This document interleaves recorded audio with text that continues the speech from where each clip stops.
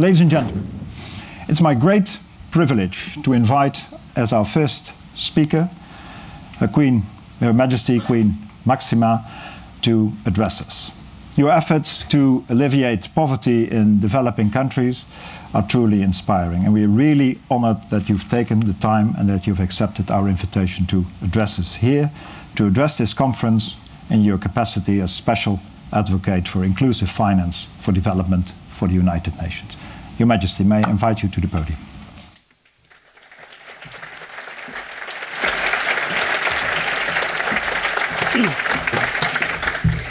Mr. Fontaine, thank you very much for your kind words. Ladies and gentlemen, good morning. I'm really delighted to be here today as ACM is celebrating its first anniversary and has decided to do something special. It takes a lot of courage to invite such a distinguished international company of experts to your first birthday celebration to discuss how innovation can make oversight more effective. I really applaud ACM for taking this attitude. We all share ACM's belief that market authorities play an important role in society and should be aware of the socioeconomic context in which they operate. ACM clearly sees itself in this light. Its primary goal is increasing consumer welfare and promoting opportunities for businesses and consumers. The objective is sustainable welfare growth in both the short and the long term. In other words, it is all about equitable development. As United Nations Secretary-General Special Advocate for Inclusive Finance for Development, I have seen how essential market authorities like ACM are in making equitable development possible. In many countries, central banks and other supervisors are committed partners in overcoming obstacles to growth. And in the last 10 years, we have seen them become enablers in the provision of financial services to those who need them the most. They have really risen to the challenge and seem to relish it. Before I elaborate further, let me say something about financial inclusion, why it matters, and why I devote so much of my time to it. At present, 2.5 billion people, billion adults, that is half of the world's population adults, have to do without the even most basic financial service that you and I rely on every day. They're excluded from the formal financial system, no bank accounts, no cash machines, no safe way to save money, no insurance, no credit, no payments. Beyond what they can, no credit beyond what they can actually borrow from a loan sharks, no payments. And without these financial services, families have to use very complicated and risky tools to manage their money and make ends meet. These complicated solutions today can cost them even 20% of their cash. 20% of their cash just to make their ends meet. And this is how poverty becomes a trap. Entrepreneurs also face serious obstacles. Nearly half of the 400 million SMEs around the world face lack of financings they need to grow, while in developed markets, this really remains a significant challenge, also here in the Netherlands. Lack of access to financial services is hindering job creation and growth in Africa, Latin America, Asia, but also here in Europe. Only by joining forces can we break the vicious circle of poverty and lack of opportunity. And this requires a great deal of effort from us all. The crucial dilemma supervisors face is how to safeguard stability and consumer protection without getting in the way of innovation.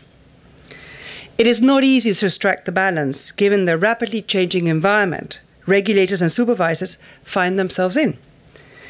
Today's conference focuses on precisely that issue. Sometimes a change in perspective can help. An inspiring example from my own personal experience comes from Africa, a country where only 20% of people have access to formal financial services and where brick-and-mortar banks are very, very scarce. On the other hand, Africa's mobile phone market is booming. Over the last decade, the number of mobile subscribers leaped from 18 million to 400 million. That is approximately 70% to the continent's entire population. And in this mobile revolution, Kenya has been a trailblazer. In 2005, Vodafone, together with its partners, decided to take the plunge and unlocks Kenya's potential in mobile financial services. It launched a new service, which is actually called M-Pesa. M-Pesa allows users to deposit money into an account linked to their cell phones. They can transfer money, pay bills, receive and repay loans, and send remittances home throughout the whole country. The new service has really proved to be a huge, huge success. Right now, 60% of adults in Kenya are using it. And this has had really tangible effects on people's lives in Kenya. It means that you can now send $10 to your mother in the countryside for a very, very low fee. This was before absolutely not possible. And actually, what is very interesting, it actually happens instantly. Or you can actually start or expand your own business, investing in tools or stock, or to safely save your money, making you much more independent and less vulnerable to external shocks. M-Pesa has led to many other interesting innovations, like a program, for example, enabling farmers to save in small amount in order to buy a water pump or solar panel. It is really changing people's lives. But none of this would have been possible without the help of regulators and supervisors. In fact, the Central Bank of Kenya was engaged in the whole process from the very beginning, and we were having conversations with them since 2005. And it really took an innovative and open-minded attitude in the part of the central bank to make simple financial transactions outside of bank branches possible. For example, an adequate know your customer approach had to be developed, striking the balance between access and security. But also many other questions went up. For example, should they supervise telecoms? What is the relationship with the telecom supervisor? With what? How? What is the type of cooperation that they needed for this?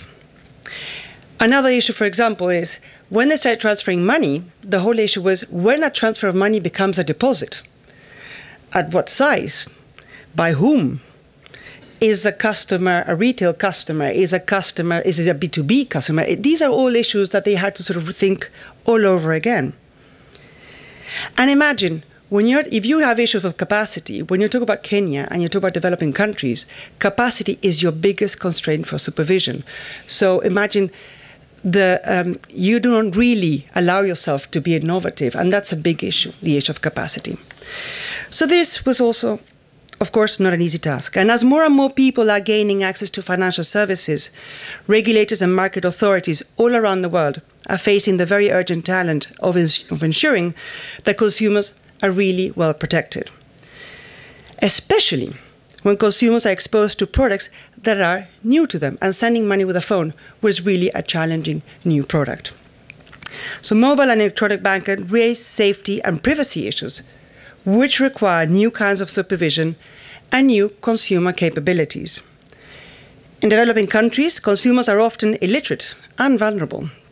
But also here in Europe, consumer protection is extremely, extremely important. Children and young people are in particular at risk. Teaching young people how to better manage their money is the best way to create financial awareness and resilience and prevent them from getting into unnecessary trouble. That is why I focus my attention on the importance of financial education as honorary chair of the MoneyWise platform here in the Netherlands. Inclusive financial systems must go hand in hand with responsible finance, financial education, and consumer protection.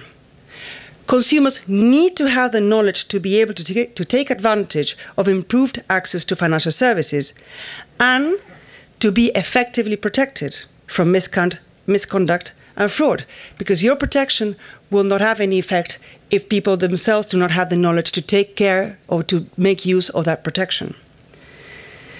We know that people with proper financial skills have a better grip on their personal developments. They're better prepared from risk, and they can better withstand hard times.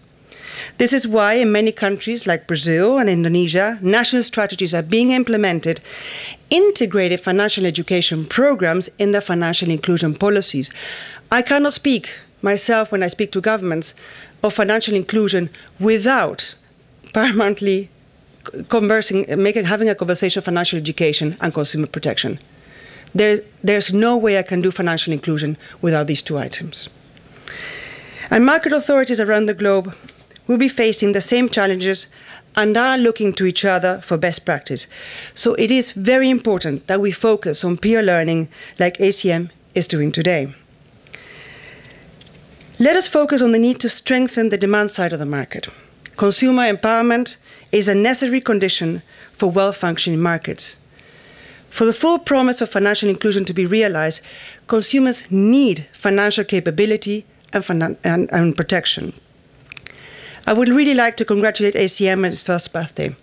And I'd like to congratulate all of you as representatives of the international community of regulators and supervisors on your willingness to share experiences and to build on existing collaborations.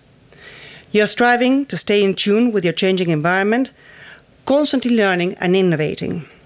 And that deserves a high price. I wish ACM and all of you every success with your very, very important work. Thank you very much.